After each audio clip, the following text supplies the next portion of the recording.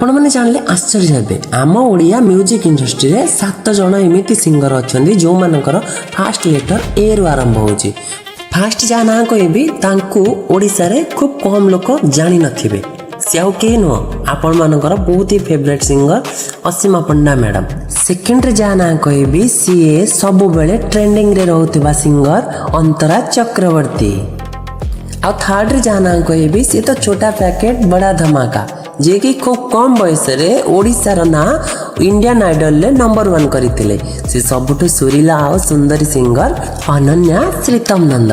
फोरे जो सिंगर आसीबे तांकु तो सिंगर कम रोमांटिक गाल बेसी कहंती काहेकि ना से रोमांटिक गीत बहुत भल गाती। सिया के नो आम अर्पिता चौधरी।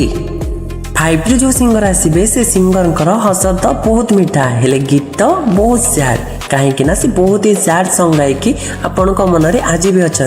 से आउ के नो से आम अमृता नायक। 6 रे जो सिंगर आसीबे सी सिंगर कम हीरोइन बेसी गाइबा अपेक्षा अभिनय को बेसी पसंद करती।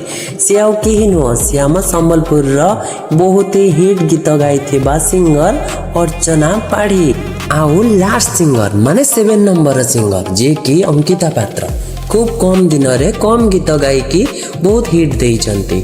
सी आमर अंकिता पात्र देखिले तो सांग माने गोटे लेटर रे एते पॉपुलर सिंगर सी पुणी आम ओडिया इंडस्ट्री रे आउ को इंडस्ट्री रे एमिति गोटे लेटर रे एते पॉपुलर सिंगर थिबे मु तो जानिनी। जदि आपण माने जानिचंती तो तुरंत कमेंट करंतु।